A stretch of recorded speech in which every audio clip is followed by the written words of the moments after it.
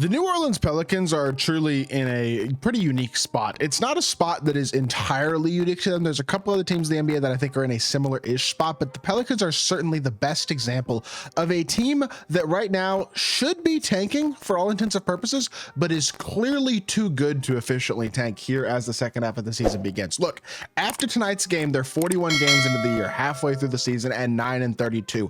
Absolutely disastrous start to the season, right? They're way out of any even potential, even in their wildest dreams, play-in hopes at this point. Like, it is just absolutely over for them for this season. And yet they've won 4 of their last 7 games. And they all of a sudden look like a pretty decent basketball team. At some point, they might get Brandon Ingram back, although they very well may trade him.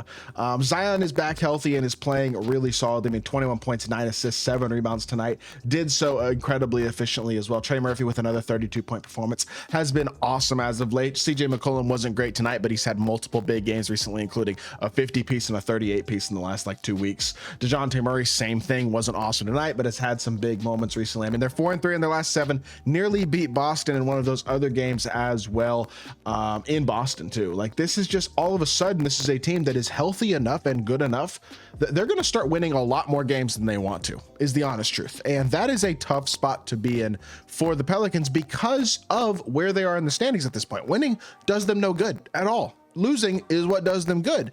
But they're too good of a team to effectively lose. And so it puts them in a weird spot where, do you bench some of these young, talented guys? Do you really hardcore try to pursue trades for guys like Ingram and McCollum and maybe even another piece or two on this roster to try to make your team worse? Or do you just kind of let it ride out and hope you can build some cohesiveness and some chemistry for next season? It's an interesting spot because if they do that and they actually play to win, they're going to win a lot, and it's going to put them in a rough spot because they could very easily, 41 games left in the season, if they stay healthy, I would not be surprised if this is a 30-win team.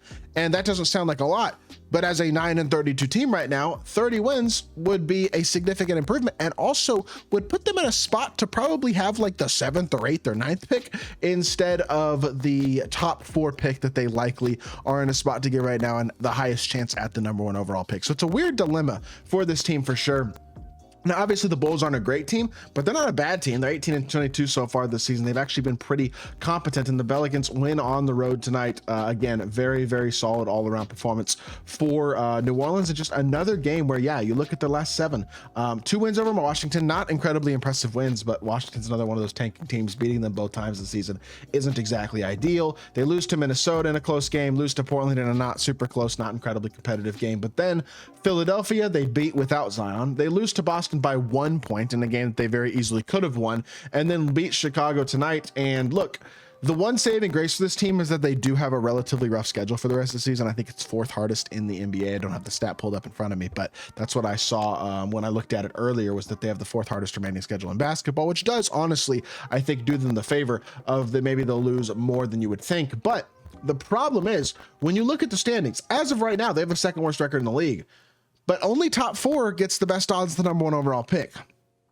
They're only 2.5 games above that top 4 spot at this point. Actually, not even that. They're only, well, yeah, they're 2.5 games ahead of, or worse than the Jazz right now, who I guess are the 5th worst record in the league. They're the Nets obviously have very clearly committed to tanking, as I made a video on yesterday, and y'all should go check that out if you're interested at all in the Nets. But they obviously are very committed to that tanking as well. And Trailblazers will likely could make a couple moves at the trade deadline to make their roster worse. And they're already not a very good team. Like, these are teams that very easily, all the teams above them from Portland and down, I think could very easily pass them in the standings. And they could wind up with the 7th or 8th worst record in the league, which isn't awful, but it's also not in all likelihood going to get you that super high lottery pick. You're not seeing a top 4 pick in all likelihood with the 8th worst record in basketball. It's just probably not going to happen. And so I wonder what the strategy is with this Pelicans team and whether or not you just accept that that's going to be the case and honestly hope for health and just try to build towards next season. And with a team this talented, I actually think that might be the preferred choice, despite the fact that generally that's not what I would recommend.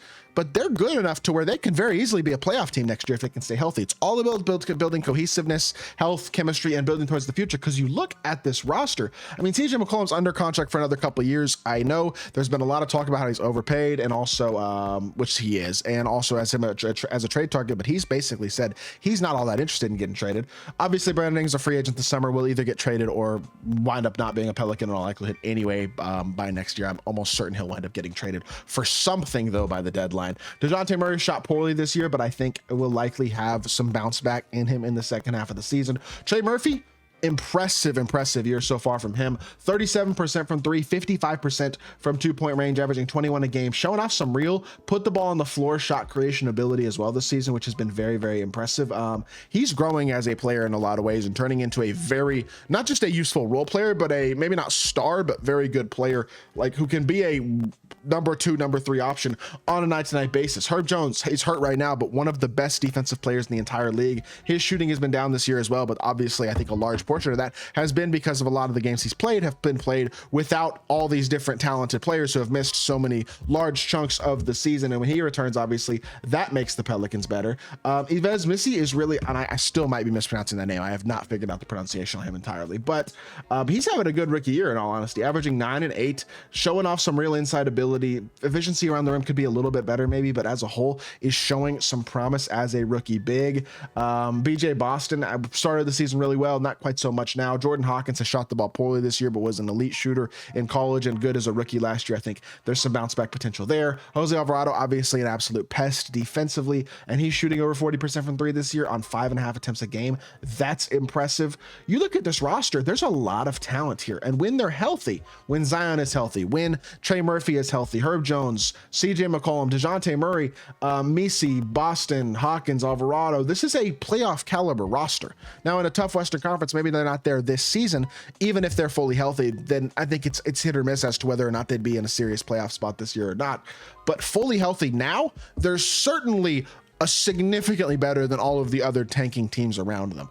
And so again, that makes the point that I just kind of wonder what you do now if you're the Pelicans, because you have the one option of trading CJ McCollum and trading Brandon Ingram, which they almost certainly will do, and then finding phantom injuries and different things to sit guys with consistency through the second half of the season to try to hold on to a bottom 4 record. But I just think that's going to be tough to do. I mean, look, for the season, they were 29th in offensive rating up until January 2nd, 29th in offensive rating and 29th in defensive rating, second worst in the league in both areas. In terms of net rating, same thing, second worst in the league behind only the Pelicans. They have been awful for the vast majority of the year, but in the last 7 games, they now have a defensive rating that is 14th in the league.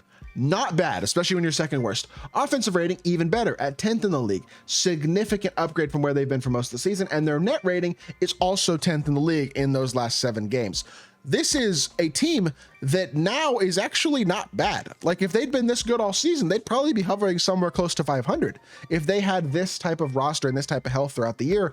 But as is, it's been a total disaster. Now with Zion back and all of the other pieces around him, this team all of a sudden is kind of scary. Like they're legitimately going to be a pretty good team for the rest of the season.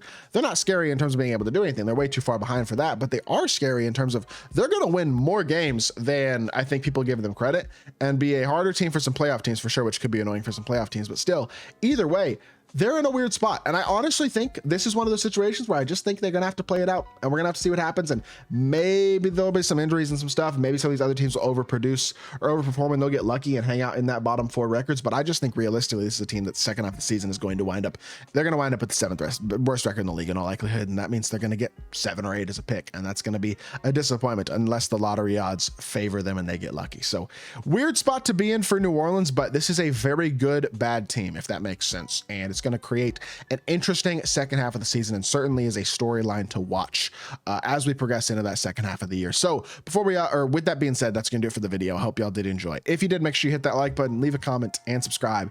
I'll be back with more NBA content very soon, and I appreciate y'all. Peace.